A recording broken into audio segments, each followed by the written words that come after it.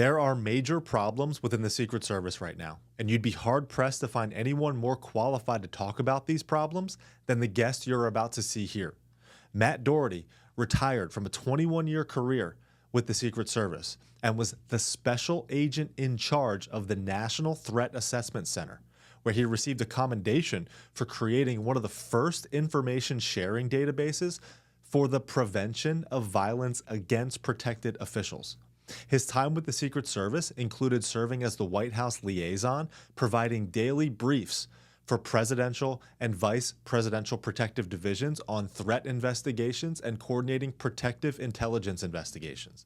He also coordinated all threat cases involving members of Congress, Supreme Court justices, and Secret Service protectees. Matt is a regular on television news and media publications to share expert insights on workplace violence, insider threats, assassinations, and more. Television appearances include WGN, NBC, NPR, WMAL. Publications include The Washington Post, New York Times, Wall Street Journal, Huffington Post, Market Watch, Variety, Hollywood Reporter, and now here he is on the Zach Costello podcast. We get into the nitty-gritty of what happened in Butler, Pennsylvania, in which Matt gives insight into the obvious and inexcusable failures, what should have happened, and what accountability looks like or doesn't look like for those responsible for the failures. We then move on to the Palm Beach golf course attempt, and finally talk about the issues within the Secret Service at large, like DEI hiring and the lowering of standards. This is an in-depth analysis and insight from a former top Secret Service agent. Now, here is my conversation with former Secret Service agent Matt Doherty. Matt Doherty, welcome and thank you for being here. Thank you. Great to be here, Zach. Well, I would be hard-pressed to find anyone more qualified to talk about the current issues with the current Secret Service. And I want to start with this 5-page internal report released by the Secret Service last week regarding the failures in Butler, PA. We have local police that needed help and didn't inform the Secret Service about it. We have communication issues. The advanced team identified the AGR building as a threat, but it still wasn't manned. And just this past week, it came out that the Secret Service was tipped about a credible threat in Butler days before the event. Acting Director Rowe did a press conference last week and said resources aren't an issue, but this report states that the Butler rally was right in between two national security events. I believe those were both party conventions. And you were on Fox News questioning the resources. What do you see happened here? Well, I'm frankly relieved that Acting Director Rowe, who I've met on occasion, readily admitted it's not a resource issue. There were clear security protocols that were violated, several.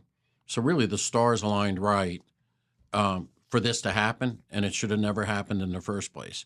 As much as I'm very loyal to the Secret Service, as much as I'd like to say it was a question of resources, it clearly wasn't.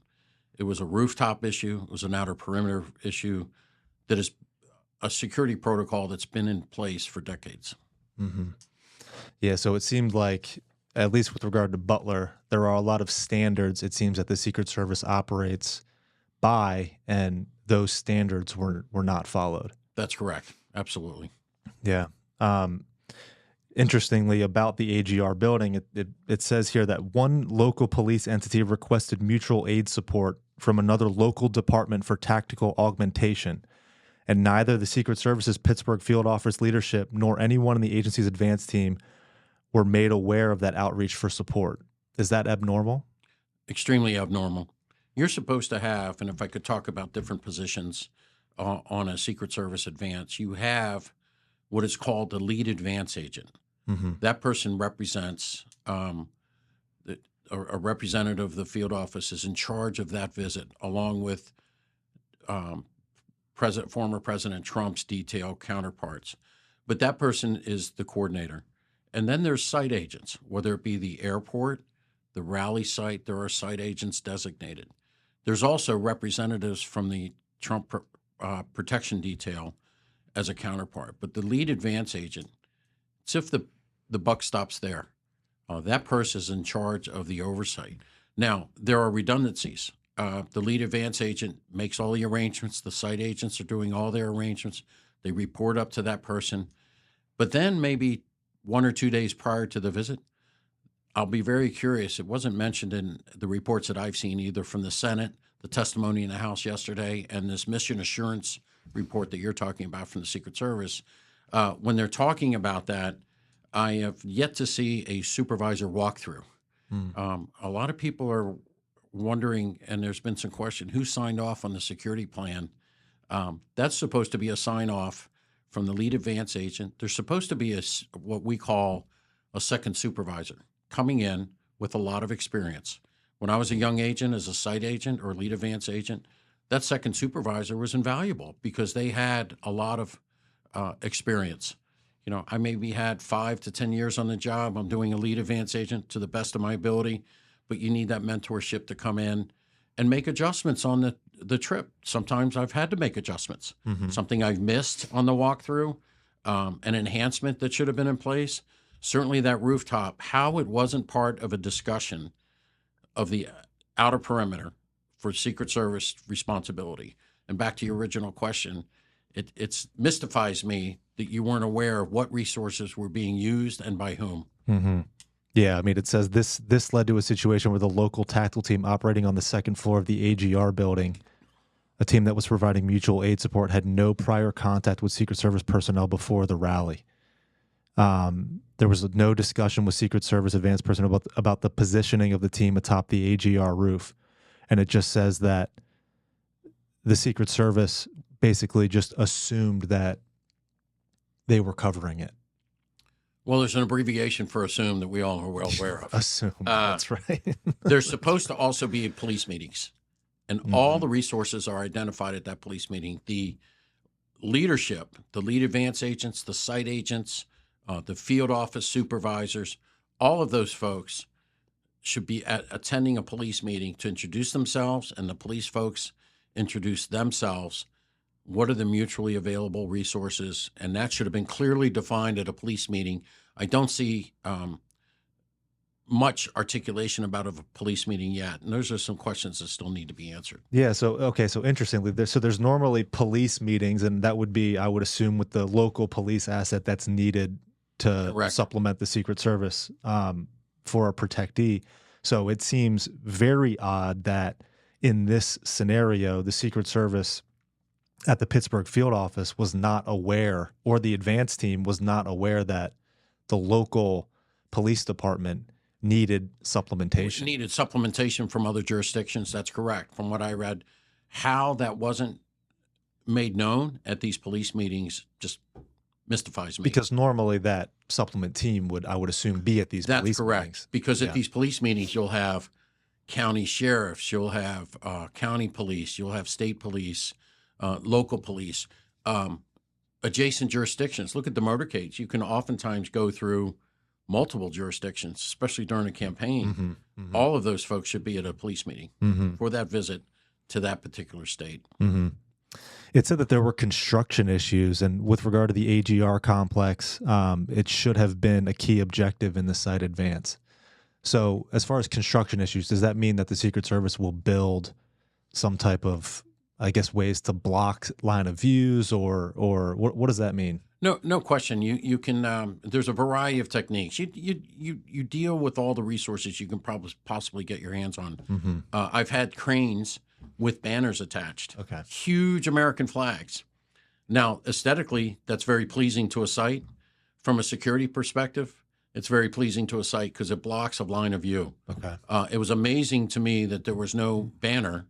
That would have been one of my suggestions if I was in charge of that site, to put banners up and obstruct that line of sight to the stage. You've seen that constantly. It's a standard protocol since the JFK assassination to block that line of sight. Rooftops, windows. Does that sound familiar from the JFK assassination? Yeah. So to kind of bring in here that local police supplementation that was needed, that then caused communication issues. So I guess the Secret Service employs this standard application and its protective advance procedures to maximize overlap in communications and to assure a common operating platform for all law enforcement entities supporting a protective visit. But because there was this supplemental police force, from what the report says, they did not, or they were not on, I guess, the standard communication channels that are needed to ensure smooth communication. Yeah, let's clarify that. And there's been a lot of talk about interoperability. Perhaps there should be one frequency used. Mm-hmm. No way. You should have, Secret Service has their own dedicated frequencies. The key is to have the radios side by side. In other words, for many years, I've been the intelligence coordinator for Pope John Paul II's visit to Baltimore and St. Louis. I've been the intelligence coordinator for the United Nations General Assembly with 150 heads of state. The key is to have those radios side by side in a unified command center. And then there's teams on the ground. There's two types of teams called protective intelligence teams, PI teams, where it's a police officer with their radio and a Secret Service agent with their radio. Mm-hmm. And that way, that's the interoperable communication. When there was suspicious activity reported, happens all the time. Mm-hmm. The way it's supposed to work is the command center has a police radio with the police officer. They're notifying their person on the ground. And at the same time, they're telling their Secret Service counterpart in the command post, we have an issue, suspicious person. Secret Service is also getting that PI team. So when we use the word teams, we're talking about protective intelligence teams, where it's an agent with a police officer. I've been assigned to the United Nations with 150 heads of state. I practically lived with a sergeant from NYPD for many years during the visit, for 2 weeks straight. And he and I, or she and I, would respond to different suspicious activities in Manhattan as a protective intelligence team. Police radio, Secret Service radio. So it's common for there to be two different communication sources for the police and for the Secret Service, and then maybe for both? Absolutely. And I think we're overcomplicating things by anybody that's talking about one frequency. That's not what we're talking about. When we talk about interoperability, it's the traditional police and Secret Service counterpart system.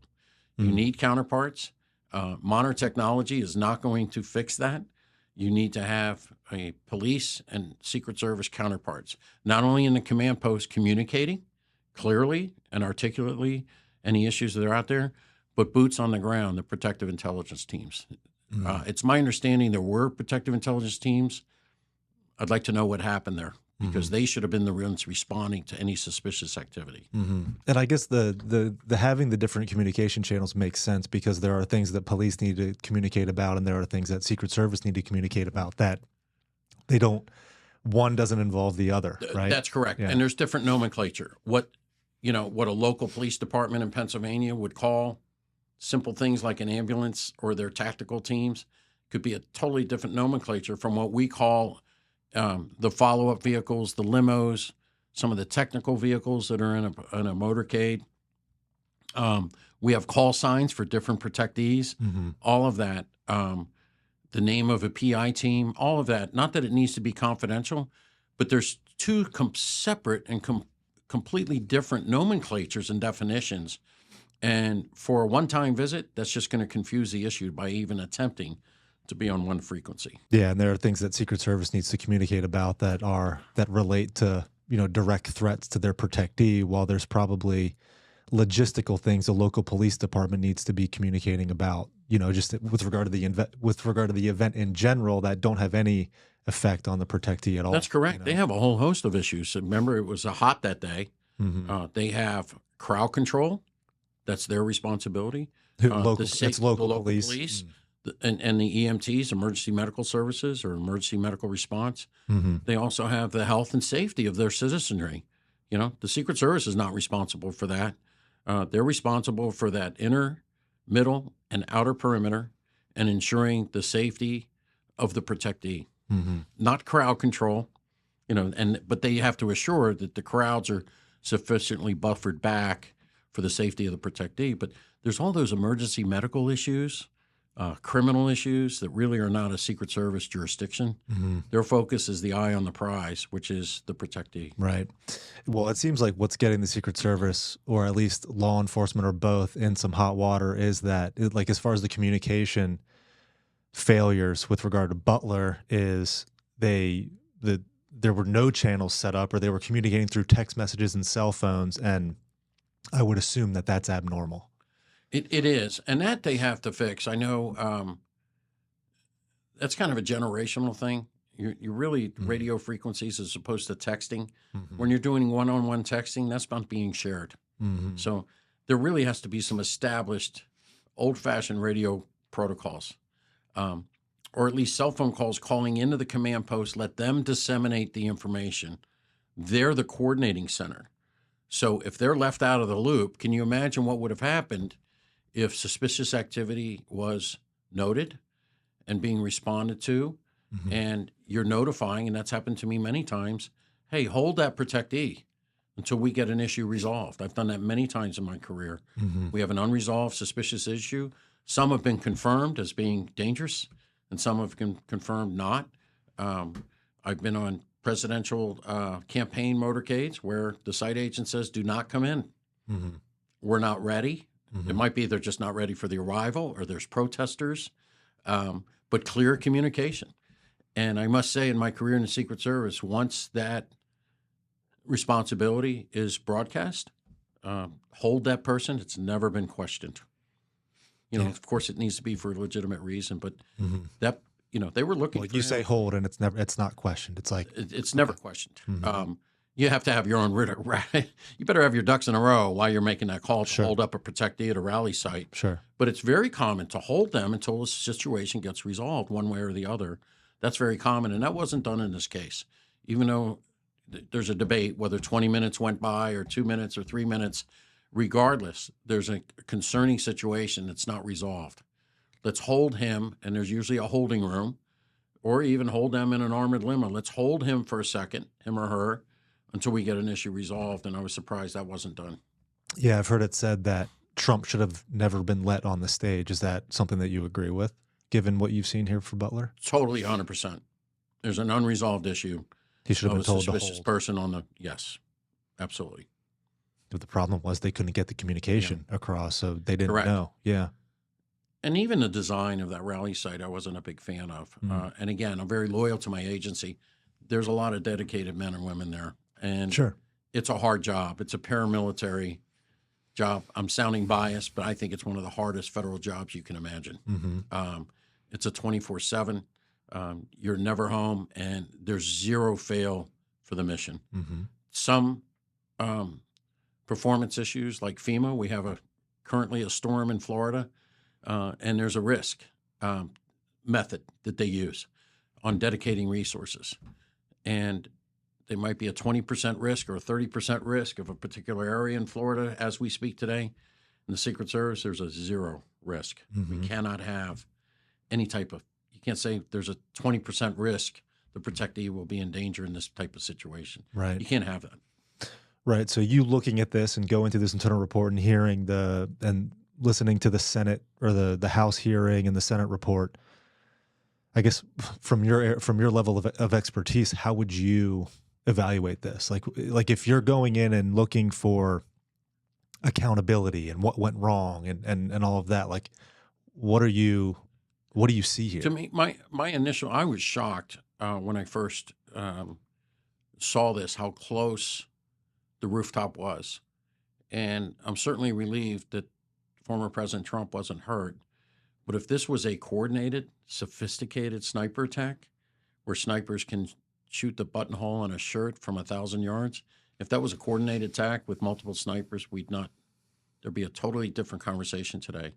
But the big takeaway for me is protocols were not being followed. There's protocols in place.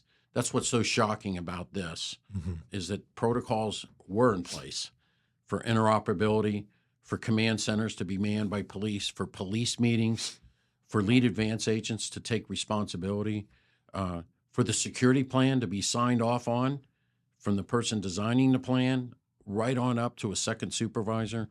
There has to be sign off on the security plan. There has to be a mentorship. And it just sounds like the mentorship was lacking in this case.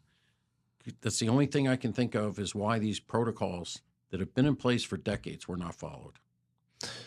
Yeah, I mean, and there's obviously a lot of people that are, perhaps getting conspiratorial about because of the amount of failures that Yes. occurred that, you look at it, as the everyday American citizen, you're like, there's a lot of people that don't like Trump. So it's like, what the heck? Like, and then there were this many failures with regard to just not following the Secret Service, just not following standards. Like, do you see that as I know you don't see it as malevolence, but do you see that as just incompetence or like, what is it? Yeah, and it's a great question. I think there's some cultural issues going on in the Secret Service right now. And one thing to keep in mind, I've been at conventions before where there were multiple candidates going into the convention thinking they had a shot. 2, 3, 4 candidates coming in, smoke-filled back room, counting the delegates. In this case, for all practical purposes, former President Trump was the de facto candidate nominee. There were no other candidates going into that convention. And the reason I'm saying that is once you achieve candidate nominee status, back in the day in the Secret Service, that was like going from the JV, presidential candidate, former president. And again, depending upon resources, and we can talk about that, but he is the candidate nominee. Now, technically, at that time, when you become the candidate nominee, you get a lot of different enhancements to your protective package. And I'm not talking about the threat matrix where you need increased resources for different folks. We can talk about that. But when you go from a regular candidate or a former president to a candidate nominee, usually that's an enhancement of security resources. He wasn't going to be candidate nominee for a couple more days officially. A couple days prior to the convention where he'd be officially named. I'll be very curious, was he afforded the candidate nominee package during this rally site? My preliminary conclusion is no. He was being treated as a former president and a candidate as opposed to a candidate nominee. Now, that sounds bureaucratic to some of your listeners, but it's a big deal. It's the equivalent of going from the JV to the varsity, getting game jerseys on and getting your assets together. Now, there's exceptions to that. Former President Carter, who's still with us today, when he was deciding third world elections, he was a former president from decades ago, but when he was going to El Salvador and other dangerous areas, Nicaragua, and helping out with democratic elections, he would get a tremendous amount of resources from the Secret Service because the threat level was higher for his activity in the places he was going. But on a day-to-day basis, former President Trump was a former president and a candidate, soon to be a candidate nominee. And one of the questions I would ask is, was he given a candidate nominee package, which is a whole different. Well, it seems like he has it now. I think acting Director Rowe said that he's got the full protection of a current president now. Correct. But the threat level's very high with him. Appropriately so. Appropriately so. And there's the House just passed a piece of legislation to equal presidential protection. And that involves lots of counter snipers, canines, technological things. And there's a righteous debate going on. Why weren't those in place from the beginning? Yeah. I mean, so I want to touch on that a little bit. So the former director, Kimberly Cheadle, I think that's how you pronounce her name, she was publicly outspoken about DEI hiring and getting the Secret Service force up to, I believe, 30% women. I know that the women, or at least one or two of the women on Trump's security detail in Butler, were under fire for how they acted during and after the assassination attempt. And just with it seems, blatant level of incompetence or oversight with regard to Butler, I think it's fair the criticism is fair, and it's fair to ask, was this DEI hiring policy something that played a factor in the failures at Butler? Well, first of all, when I was in the Secret Service, diversity is to be applauded, no question. It's a stronger agency with diversity, but it's still, for all practical purposes, in my opinion, a paramilitary organization. I still have lifelong friends today, women Secret Service agents. They're friends with us forever. And for my family, the key was they were accepted in the Secret Service based on their merit. The standards were not lowered as far as physical standards, the pull-ups and the push-ups and shooting and running, and they had to be physically fit just like the men. And the thing I would look at closely, diversity is to be applauded. I'll be very curious if any standards were lowered. I would hope not, because we have some excellent women in the Secret Service that are tremendous and very sharp, the best compliment you can give in the Secret Service, that person's a great agent. And I have many women in the Secret Service that have since retired that are just great agents. They earned it. It's not easy for a woman to be in the Secret Service. It's physically demanding. It's travel. It's very difficult to raise a family. But I think diversity is to be applauded. I think the key is to look at whether any standards have been lowered in the interest of diversity goals. Sure. Like obviously no problem if a woman goes in and passes all the standards that she needs to pass, and, same with a man, like whatever. It shouldn't, the color of your skin or your sex should not play a role in whether or not you're being considered to be hired for the job. It just seems like just setting a metric of 30% seems, it's almost like you'd want to hire for competence. You don't discriminate based on those things. You hire for competence, and then it's like, let the diversity work itself out. The Secret Service should not be a corporate security, a corporate social experiment. Sure. Yeah. It's right. You have to have women in the Secret Service. You just have to. It's a stronger organization to have a diverse group of folks in there, whether it be their orientation, their sex, their race, gender, all of that should be included. You just can't lower the standards. Right. And then you have to be very, very careful about that. I don't know what the DEI efforts are currently in the Secret Service, but I knew diversity is a strength, but we're still a paramilitary organization. It's still zero fail, right? Zero fail. Yeah. And so the standards just cannot be lowered. Something to look at. Yeah, I think the concern that many of the American people have is that potentially standards were lowered, and that led to some of the Yeah, I don't have incompetence and intimate failures. knowledge of what the current practices are and what those standards are, but those are good questions to ask. Well, there was a press release that just came out last week that the Department of Homeland Security is going to be doing an independent investigation, right? So is that something that they might look at? Absolutely. I believe that'll be conducted by the Department of Homeland Security Inspector General, which to me is very interesting and warranted. To use that word independence, in previous incidents that the Secret Service has had, let's not forget it's a human organization. It's usually a collaboration between the Office of Professional Responsibility, which is really the internal affairs component of the Secret Service. And if it got serious enough or was a high-level person enough to have concerns about or an incident, that would be a collaboration with the DHS, Department of Homeland Security Inspector General's office. Every executive branch of the government has their own Inspector General for waste, fraud, and abuse. Oftentimes, the Secret Service collaborates in a cooperative relationship with them, and they do have a cooperative relationship. I think it's very interesting that it's being called an independent review, and it's clearly warranted in this case.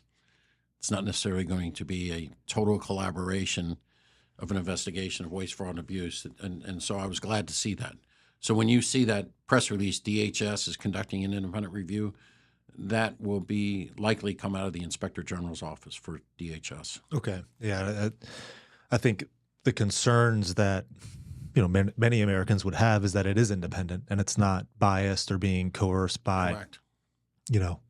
Higher actors, I guess you can say. And it's a bipartisan issue. Right. If I could, about presidential candidates, for those of you, your audience that don't know, this started in the Robert F. Kennedy assassination attempt. Up until then, presidential candidates were not protected. They didn't get a Secret Service detail until they were elected. Wow. Amazingly enough. So when you see old campaign tapes of John F. Kennedy when he was running in 1960 against Vice President Nixon, Nixon had a Secret Service detail. Vice President Kennedy did not. Or candidate Kennedy did not. He was a senator. But when RFK was assassinated, Lyndon Johnson signed an executive order providing protection for all the candidates at that time, because it was really, you hear that term being bandied about a lot these days. That truly was a threat to democracy. The candidates were potentially in danger, Right. for a variety of reasons. But he signed an executive order. Some people challenged it, and LBJ, those of you that know your history, LBJ didn't tolerate any challenges. He signed an executive order, and all the candidates received presidential protection. Then Congress passed a law that presidential candidates, if they're doing so well in the polls, so well in their campaign financing, an independent board decides whether they get protection or not. So there is a history to why presidential candidates get protection. Mm-hmm. And he was a former president. For your audience may be interested to know, former presidents get protection for life. President Bush, 43, there was a legislation for him to only get it for 10 years because it is expensive. First ladies don't get it for life unless they remarry. But President Bush was going to be the first one not to get it for life, but for 10 years. And then what happened? 9/11 came. So now they went back to the old paradigm. Former presidents get it for life. Former President Carter, who's not doing well, at his age, he still gets presidential protection. Okay. Secret Service protection. Yep. So one of the things that Acting Director Rowe said in his press conference last week is that it's important that we hold ourselves accountable. And he mentioned that the Secret Service is a zero-fail organization, as you did. He said that these employees will be held accountable. And he said that this agency has, quote, the most robust penalties. Yet he also said that no one is going to be told to retire. So no one's going to be fired or is going to be asked to resign. At least that's what he said as of last week. So my question is, what does accountability mean then, right? So, and what are those robust penalties? I would just assume that with this type of failure, you would think that accountability means people would be losing their jobs. Well, let's keep in mind, whether we like it or not, they're federal employees. The Merit Systems Protection Board, which is the entity that protects employees' rights, it's very, very difficult to fire a federal employee, including a Secret Service agent, unless they've been convicted of a felony, and those types of issues are such a serious, egregious act. There should be accountability, and I would expect there would be discipline carried out to include firing. So let's not rush to judgment. I did question some of the oversight hearings where they wanted a name within days of the assassination attempt. And what you're saying is, give us a name, and that person's name, even prior to a full investigation, will live on in infamy. And that's not really fair to them or their descendants or their legacies until you've done an exhaustive investigation. I will be curious if there will be any firings for egregious behavior. It sounds like they might be hanging their hat on a series of oversights. Right now, those protocols were violated, and I want to see who's going to be accountable. And what do you mean by accountability? That's a very fair question for the American people to ask. Mm-hmm. Yeah, it just seemed, zero fail, especially for a paramilitary organization like the Secret Service that you mentioned. Obviously Trump was not killed, but would you agree that based on what happened that zero fail was a failure? No question. The guy just missed, was a failure. basically. I was very relieved to hear Acting Director Rowe said this wasn't a question of resources. Mm-hmm. This was a failure, and it was. So where's the accountability? What were the human factors that went into this? My point is, it was a little bit of a rush to judgment within 48 hours to want names of those that were accountable. Is it really fair to them to say that this particular name will live on in infamy because they were egregious in their conduct when there hasn't been an investigation yet? Give it due time. These things do take time to investigate. Now, Congress and the American people, as the information starts to come out, are entitled to updates and briefings on exactly what happened. And there was a cautiousness about that dissemination of that information, and very quickly, Congress, in a bipartisan way, took umbrage to that, and understandably so. Yeah. Yes. Okay. So I want to move on to the second assassination attempt. Sure. Down in Florida at the golf course. So Acting Director Rowe said that Donald Trump, and we've talked about it here, Donald Trump is receiving now the full protective services of a presidential candidate, right? So top of the line protection from the Secret Service right now. Senator Josh Hawley, based on whistleblower testimony, alleged that the Secret Service protocol up to this point at that golf course that Trump was at was to post up agents in vulnerable spots when Trump visits the golf course. And apparently this did not happen on September 15th. Instead, the gunman was permitted to remain along or near the fence line for some 12 hours. We've also found out that this man made multiple visits to Palm Beach, Florida, and to the golf course leading up to the almost assassination attempt. We do know he did not get any shots off. They identified him beforehand, but he was still posted up there for about 12 hours. So he knew about this spot. It seems like the Secret Service did as well. Acting Director Rowe stated that the agent who performed the advance, he admitted this in the press conference, was a newer, younger agent who Rowe said did his job thoroughly. Do you agree with that? First of all, let me talk about whistleblowers for a second. Okay. If you have concerns in the Secret Service that things aren't being done the right way, there are a variety of options. They have an ombudsman. They have, and this is purposely done, you have an Office of Protective Responsibility. You have your special agent in charge. You have a variety of forums to report that information. I'd be curious. Sometimes you have to be careful with whistleblowers. And in the Secret Service, I was assigned to the Senate Judiciary Committee specifically for Senator Grassley, who's really considered the patriarch of whistleblower protections. You have to be careful about whistleblowers' motivations. I'm not questioning their integrity in this case, but my point is there's a variety of forums and vehicles to bring that information forward, not necessarily a congressional committee to be in the news the very next day. So having said that, so what you're saying is there are channels for individuals that have problems within the Secret Service to handle it the right way, you would say. For reporting any of those concerns. So that's issue number one. Issue number two, that was considered what is known as an OTR, an off-the-record movement. In other words, if you have a public event, and by the way, they stopped publishing protectee itineraries, exact itineraries, when President Reagan was shot. That itinerary was put in the paper. We learned from the mistakes.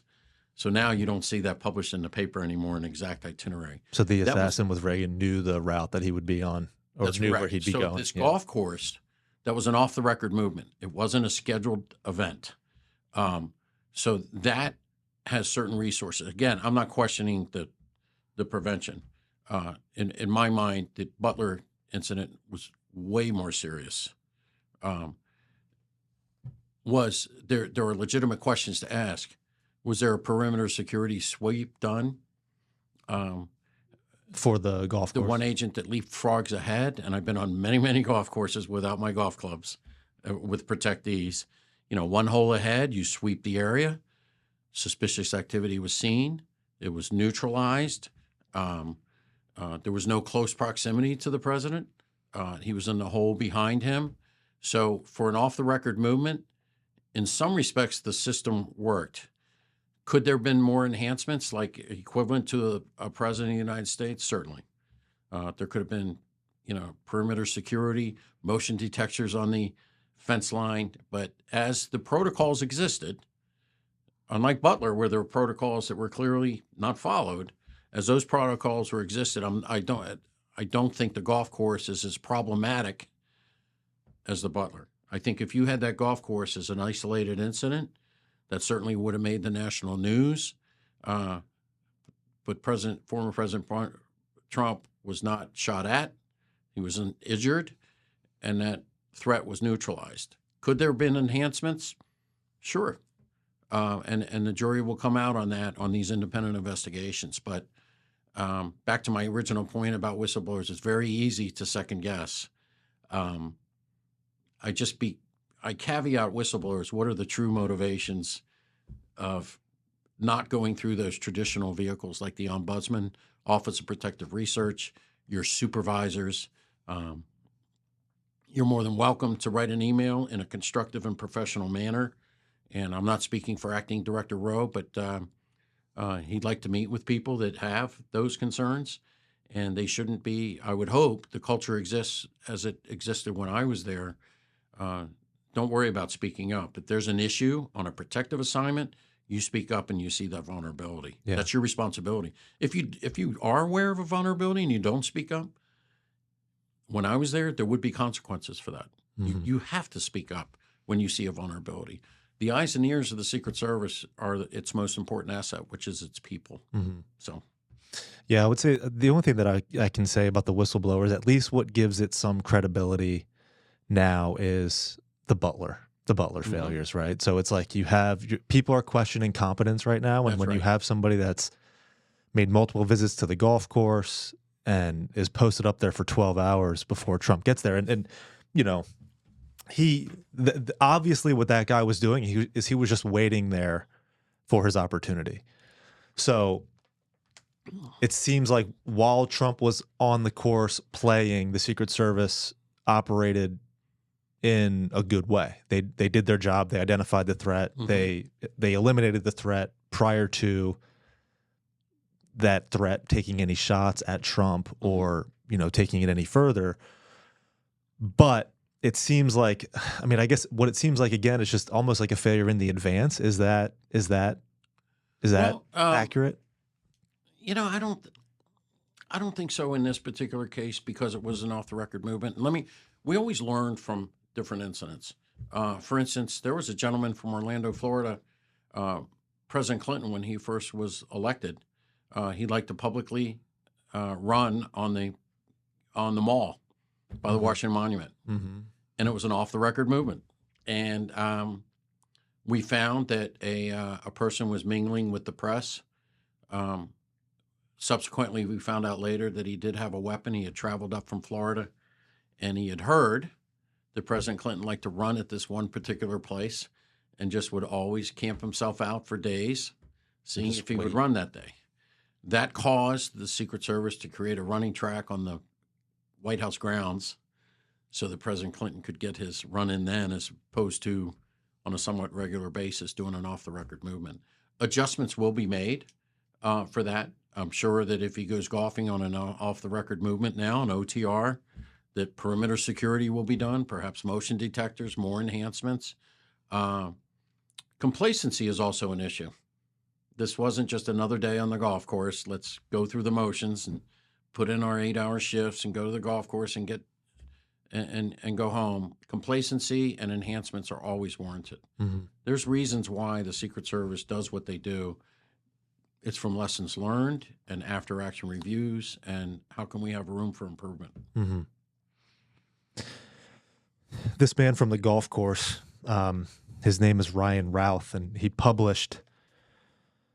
wrote a manifesto, and then it was subsequently published by the press.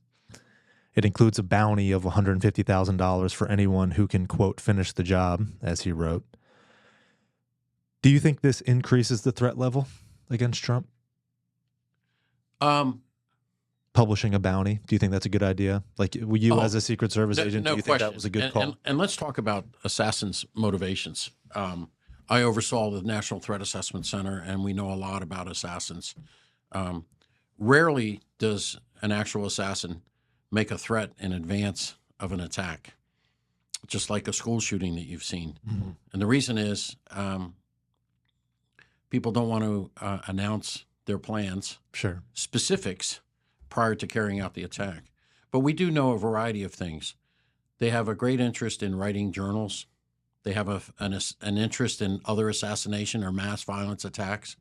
They also have a variety of motivations: fame and notoriety, bringing national attention to a perceived wrong, bringing their personal plight to a public attention. Does that sound familiar with his manifesto? Mm-hmm. That's not surprising. Mm-hmm. The Secret Service did a exhaustive assassination study called the Exceptional Case Study. And once again, what caused that study was there were some people that came to our attention that should have been brought to our attention sooner. And we realized that not necessarily, when I first started in the Secret Service, we placed a lot of emphasis. Did the person make a threat? Did the person express any animosity towards our protectee? And did they have a violent criminal history? And we realized, wait a minute, there's a lot of people that never made a threat that tried to carry out an attack. Mm-hmm. Wait a minute, there's a lot of people that didn't have a violent criminal history and carried out an attack. I'll never forget, we interviewed one person who tried to assassinate former Vice President Bush 41. And she said, hey, I would have voted for him if I wasn't in jail for trying to kill him. Variety of motivations. This person, again, there'll be a psychological workup about him, but it's just not surprising me that his motivation was bringing national attention to a perceived wrong, fame and notoriety, and writing journals and having interest in other mass violent attacks with rhetoric such as that. Mm-hmm. Now, should that person have been brought to the attention of the Secret Service sooner? We'll soon find out. Mm-hmm. Do you think it was a good idea for the DOJ to make that manifesto public? Like, you as a former Secret Service agent, someone who has extensive experience in keeping people safe, do you think they should have kept that to themselves? I think you have to be very careful. You're starting to see a trend with school shooters and others with that motivation of fame and notoriety not to publish. I was part of an after-action review not too many years ago down in Virginia Beach, where a disgruntled employee with some untreated mental health issues carried out an attack. And I'll never forget the chief, and I was with him shortly after that incident. And he says, I'm only going to say the shooter's name once. You're starting to see shooters' names being, I would hope the media would cooperate with this, because one of the prime motivators is fame and notoriety. Yeah. Did you notice when he was arrested, there was somewhat of a smirk on his face? Oh, yeah. He wanted it. He achieved his goal. His picture was all over the place. He's famous. Yeah. But you take away that incentive. Yeah. Take away that incentive of fame. So publishing his journals, I think that is problematic about his plans.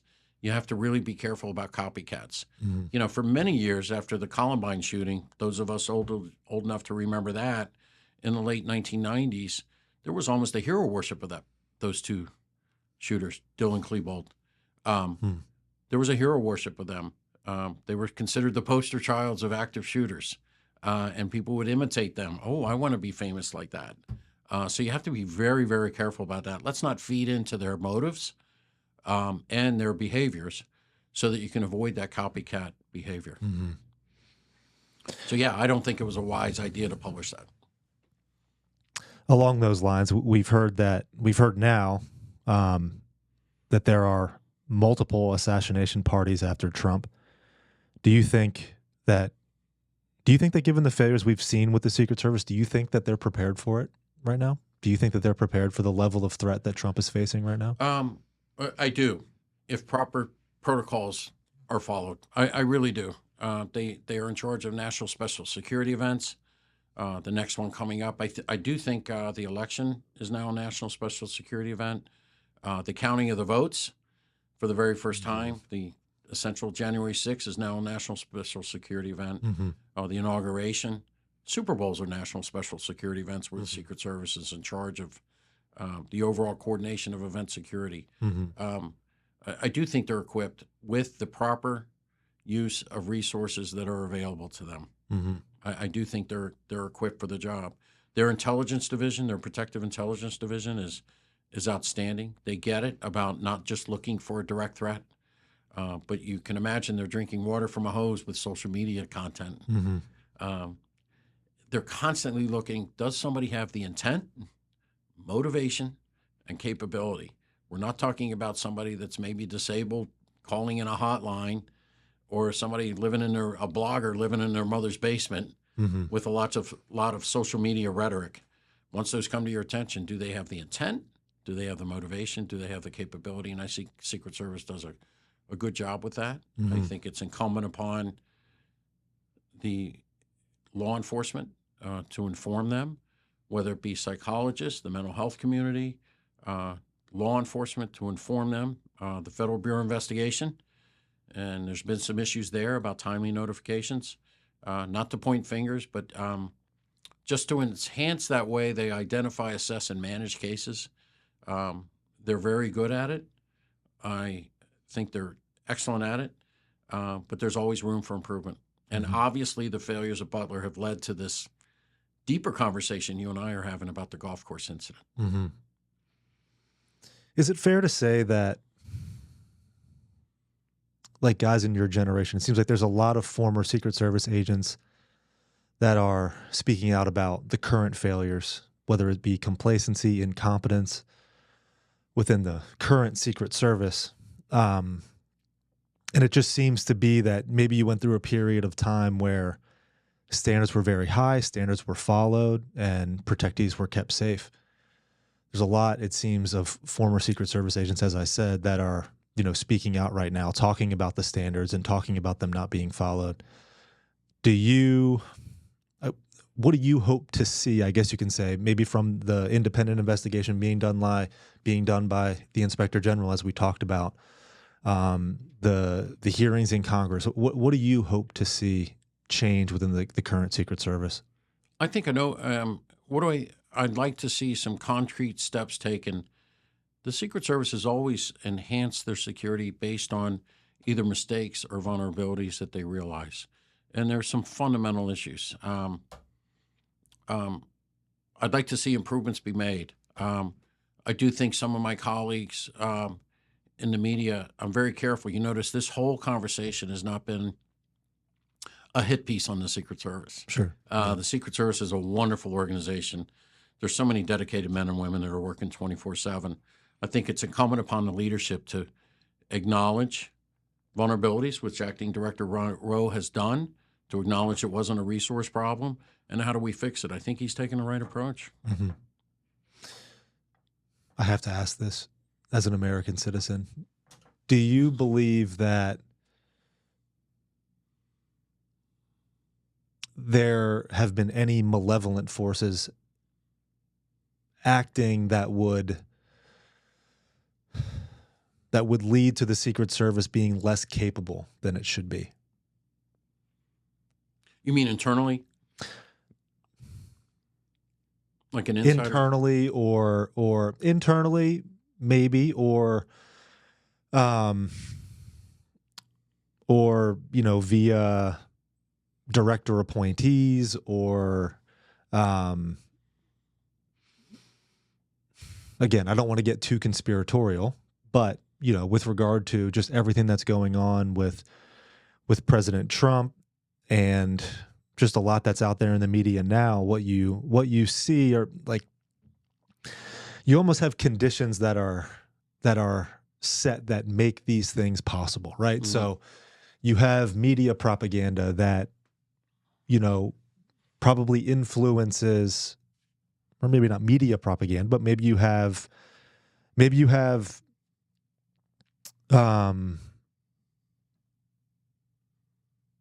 actors, call it foreign actors, that are finding ways via social media to influence certain individuals that have a certain makeup, like, potential school shooters or potential at-risk type of individuals to carry out some, assassination attempt or some type of violent crime against somebody else. So you have, I guess you can say, propaganda that is influencing these individuals in some way. And then you have, perhaps the conditions being set within an organization, within the Secret Service or within some other government institution, that then allows for complacency and incompetence to creep its way in, so that then you have the conditions set to where it's just a matter of time before something like Butler PA happens, right? So it's almost like not a direct assassination attempt from an enemy, but it's almost like an indirect campaign to create this type of situation where when the heat gets turned up, you have somebody that comes to a rally that is able to carry it out.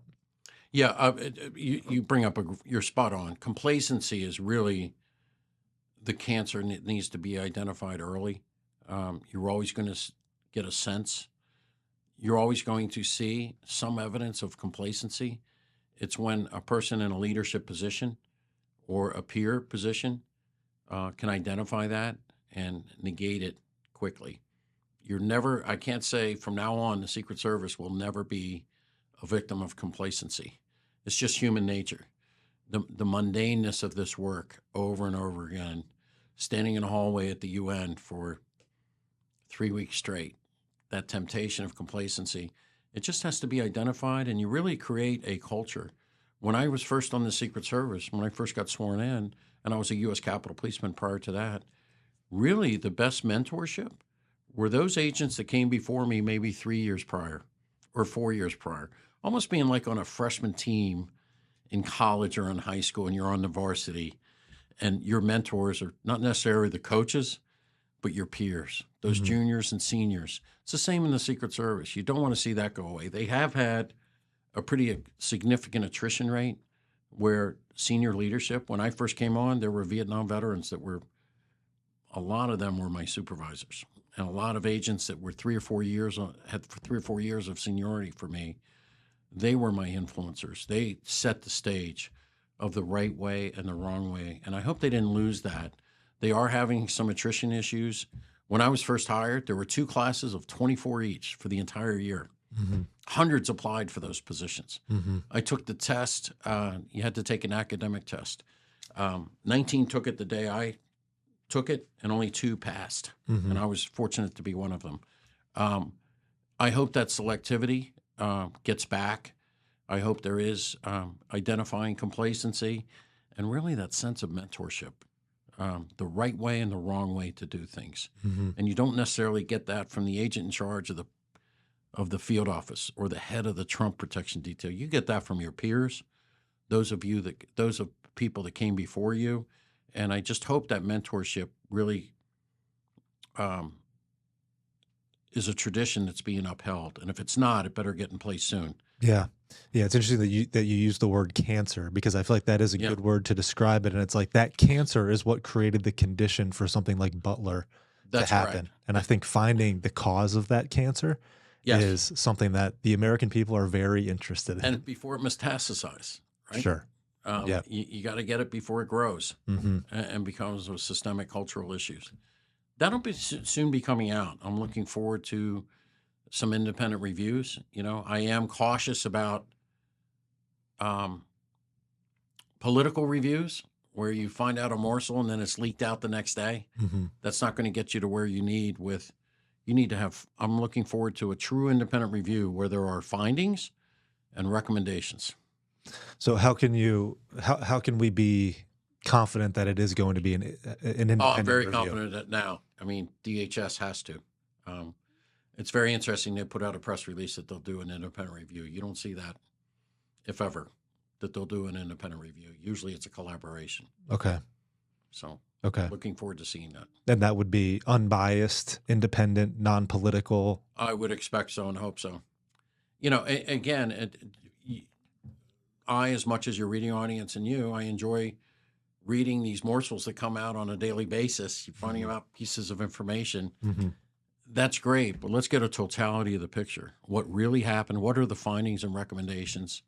The whistleblowers, for instance, is there an ulterior motive for bringing that to your attention? Was it somebody that didn't get promoted? Those types of things. Why are they going to Capitol Hill instead of the vehicles? It's a fair question to ask. Why didn't you go to Internal Affairs or the Ombudsman or your supervisor? It's clearly in regulations that if you see a vulnerability, it's your responsibility to point it out. And I've done that in my career. call the boss. There's a real problem here, and it gets resolved. That's how you do it, is transparency to get rid of complacency. It's critical. Yep. Well, hopefully this independent review committee can, maybe I get hope somebody so. like you with your experience and all Yeah. of that stuff involved, because I think that's, It's a wonderful organization, and it's not an easy job. well, we'll see what happens with the independent review. And if anything comes out about that, maybe we can have a follow-up discussion I would about most that. enjoy that, Zach. It's good Okay. to see you again. It's great to have you on. Thank you. Thank you.